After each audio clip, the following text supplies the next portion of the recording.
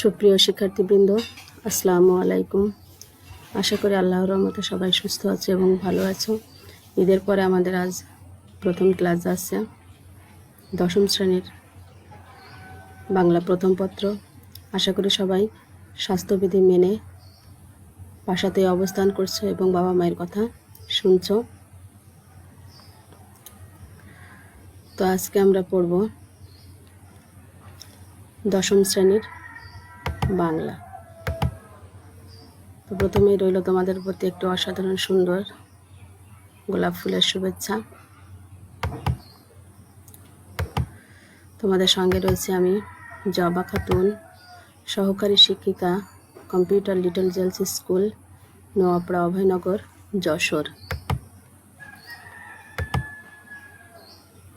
আজকে আমরা পড়ব বাংলা প্রথম পত্র, শ্রেণী দশম।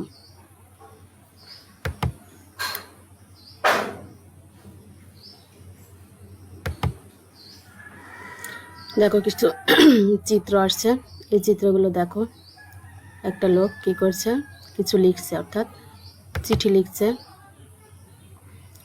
এই যে এখানে এভাবে চিঠিটা লিখছে। এবার হচ্ছে এই চিঠি সাধারণত মানুষ নিজের তথ্য বা তত্ত্ব বা নিজের দুঃখ বেদনা আনন্দকে অন্যকে জানানোর জন্য, আত্মীয় স্বজন পরিজনকে জানানোর জন্য লিখত।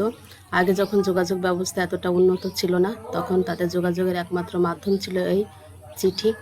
তো চিঠি লেখার পরে এটা একটা খামে দেওয়া হতো এবং এই খামে স্ট্যাম্প লাগানো হতো, সরকারি স্ট্যাম্প। এই ধরনের থাকতো স্ট্যাম্পগুলো, এরকম উপরে স্ট্যাম্প লাগিয়ে পরে এটা প্রেরণ করা হতো। তো সেই সময়ে যিনি এই চিঠিগুলো একটি পোস্ট অফিসে জমা হতো, একটা পোস্ট অফিস থেকে অন্য অঞ্চলের পোস্ট অফিসে পৌঁছে দিত এবং সেখান থেকে আরও একজন হয়তো বা পৌঁছে দিত তাদের সেই পরিজন, আত্মীয়, পরিবারের কাছে। যারা পৌঁছে দিত তারা হচ্ছে এই ব্যক্তিগুলো। এই ধরনের পোশাক পরা থাকতো। বাংলাদেশ সাধারণত এই ধরনের পোশাক পরে। তারা দূর দূরান্ত থেকে এই চিঠি পৌঁছে দিত। তাই এখানে দেখানো হচ্ছে যে সেকাল আর একাল, সেকালে যোগাযোগ ব্যবস্থার একমাত্র মাধ্যম ছিল এই রানার, আর বর্তমানে আছে মোবাইল, হোয়াটসঅ্যাপ, টুইটার, তাই তো। তারপর দেখো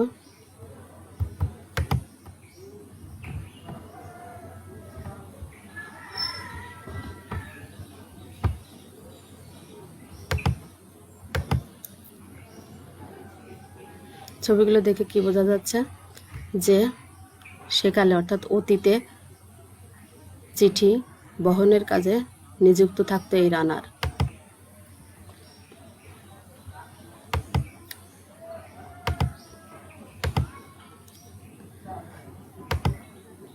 তাহলে নিশ্চয়ই ছবিগুলো দেখে বুঝতে পারছো যে আমরা আজকে কি পড়তে যাচ্ছি।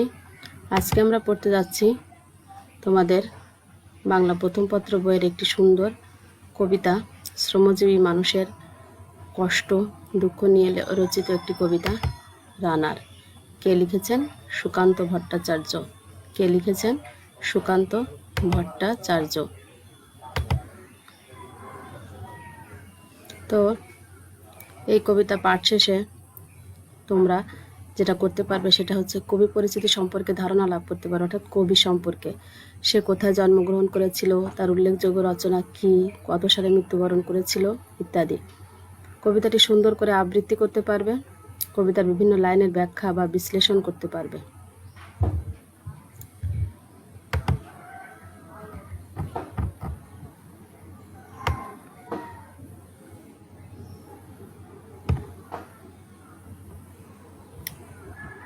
তাহলে চলো আমরা চলে যাই মূল কবিতার আগে কবি পরিচিতিতে। কবি কে ছিল? সুকান্ত ভট্টাচার্য, তাই তো।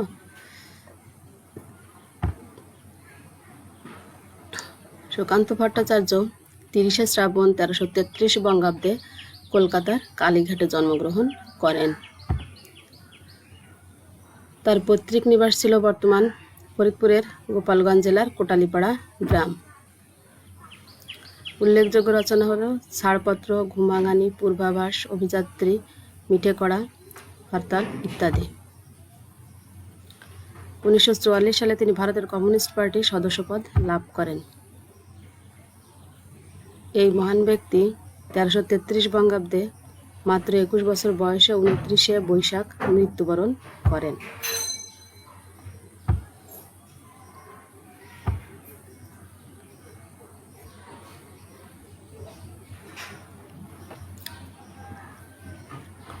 তো যাওয়ার আগে মূল কবিতাতে যাওয়ার আগে আমাদের কিছু শব্দার্থ জানা দরকার।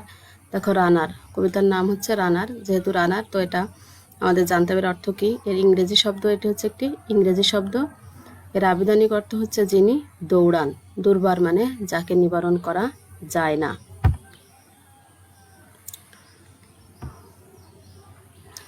রানার ছুটেছে তাই, ঝুমঝুম ঘণ্টা বাজছে রাতে, রানার চলেছে খবরের বোঝা হাতে, রানার চলেছে।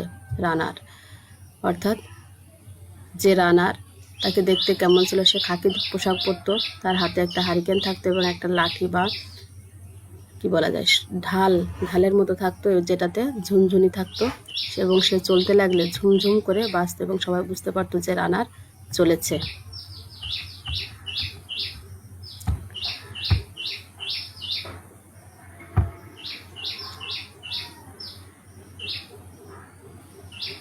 রাত্রির পথে চলে কোনো দিক জানে না মানার, দিগন্ত থেকে দিগন্তে ছুটে চলে রানার, কাজ নিয়েছে সে নতুন খবর আনার। রানার রানার জানা অজানার বোঝা আজ তার কাঁধে, বোঝাই জাহাজ রানার চলেছে আর সংবাদে। আবার দেখো, রাত্রির পথে চলে কোনো নিষেধ জানে না মানার, দিগন্ত থেকে দিগন্তে ছোটে রানার, কাজ নিয়েছে সে নতুন খবর আনার।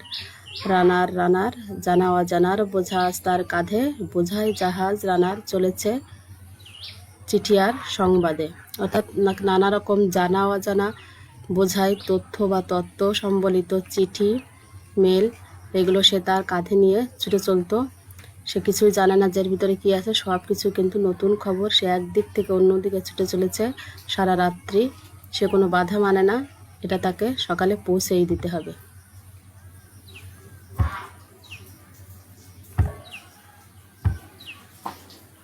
রানার চলেছে বুঝি বোর হয় হয়, আরও জোরে রানার দুর্বার দুর্জয়। তার জীবনের স্বপ্নের মতো পিছে যায় বন, আরও পথ বুঝি হয় ও পূর্ব কোণ।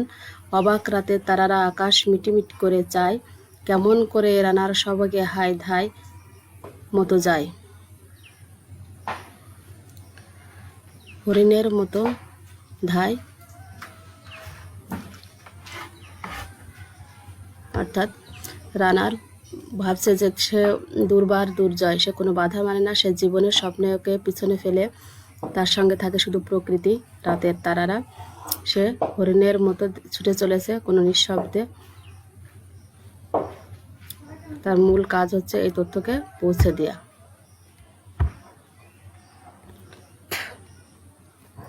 কত গ্রাম কত পথ যায় সরে সরে, শহরে রানার পৌঁছে যাবে ভোরে।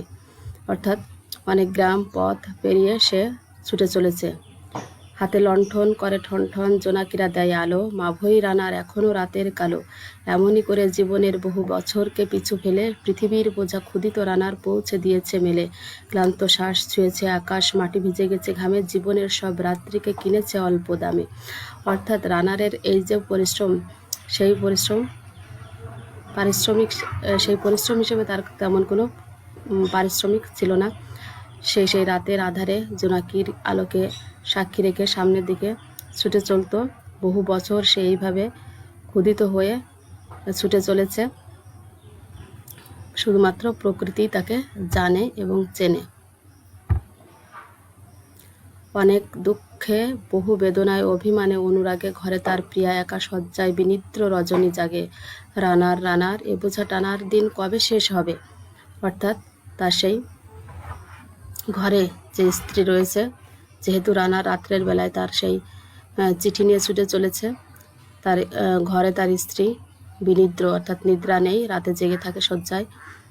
তো কবি প্রশ্ন করছে যে এই বোঝা টানার দিন শেষ হবে কবে, রাত শেষ হয়ে সূর্য উঠবে কবে, অর্থাৎ তার জীবন থেকে দুঃখ সরে কবে সুখ আসবে। ঘরেতে অভাব, পৃথিবীটা তাই মনে হয় কালো ধোয়া, পিঠেতে তাহার বোঝা, তবু এই টাকাকে যাবে না ছোঁয়া। রাত নির্জন, পথে কত ভয়, তবুও রানার ছোটে, দস্যুর ভয় তারও চেয়ে ভয় কখন সূর্য ওঠে। অর্থাৎ সে তার দায়িত্ব পালনের জন্য ছুটে চলেছে। তার পারিশ্রমিক তেমন কিছু নেই, তার পিঠে যে বোঝা রয়েছে হয়তোবা তাতে অনেক টাকা আছে, কিন্তু সেই টাকা তার নয়, তবুও সে ছুটে চলেছে। দস্যুর ভয় নেই, রাতের অন্ধকারের ভয় নেই, তার ভয় যে সূর্য ওঠার আগে সেই চিঠি তার যারা চিঠি পাঠিয়েছে তাদের সেই পরিবার পরিজনের কাছে পৌঁছে দিতে পারবে কিনা। কত চিঠি লেখে লোকে, কত সুখে প্রেমে, আবেগের স্মৃতিতে, কত দুঃখে ও শোকে, এর দুঃখের চিঠি পড়বে না জানি কেউ কোনোদিন। অর্থাৎ রানারের জীবনে যে দুঃখ কষ্ট আছে এটা কেউ কোনোদিন জানবে না। এর জীবনের দুঃখ শুধু জানবে পথের তৃণ অর্থাৎ প্রকৃতি। এর দুঃখের কথা জানবে না কেউ শহরে ও গ্রামে, এর কথা ঢাকা পড়ে থাকবে এই কালো রাত্রির খামে। দরদে তারার চোখ কাঁপে মিটিমিটি, একে যে ভোরের আকাশ পাঠাবে সহানুভূতির চিঠি। রানার ভোর তো হয়েছে, আকাশ হয়েছে লাল, আলোর স্পর্শে কবে কেটে যাবে এই দুঃখের কাল। অর্থাৎ প্রকৃতিতে অন্ধকার দূরীভূত হয়ে আলো ফুটে উঠলেও রানারের জীবন থেকে এই যে পরিশ্রম এবং তার এই যে দুঃখ, এই দুঃখ কাটছে না। তার জীবনের দুঃখ জানে শুধু তৃণ, পথের তৃণ, শহরে বা গ্রামে কেউ তার সে দুঃখের খোঁজ রাখে না। গ্রামের রানার সময় হয়েছে নতুন খবর আনার, শপথের চিঠি নিয়ে চলো আজ ভীরুতা পিছনে ফেলে, পৌঁছে দাও এ খবর অগ্রগতির মেলে। দেখা যাবে বুঝি প্রভাত এখনই নেই, দেরি নেই আর, ছুটে চলো আরো বেগে দুর্দম হে রানার। আবার দেখো, গ্রামের রানার অর্থাৎ রানার গ্রামে বসবাস করে, সময় হয়েছে নতুন খবর আনার, শপথের চিঠি নিয়ে চলো আজ ভীরুতা পিছনে ফেলে। অর্থাৎ সমস্ত ভয়কে পিছনে ফেলে তোমাকে এই খবর পৌঁছে দিতে হবে সামনের অগ্রগতির দিকে। দেখা দেবে বুঝি প্রভাত এখনই নেই, দেরি নেই। অর্থাৎ একদিন তার জীবন থেকে দুঃখ সরে যেয়ে সুখ আসবে, তার দেরি আর নেই।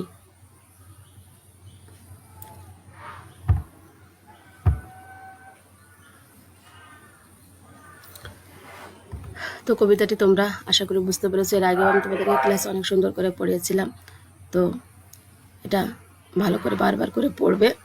পড়ার শেষে যে কাজটি করবে সেটা হলো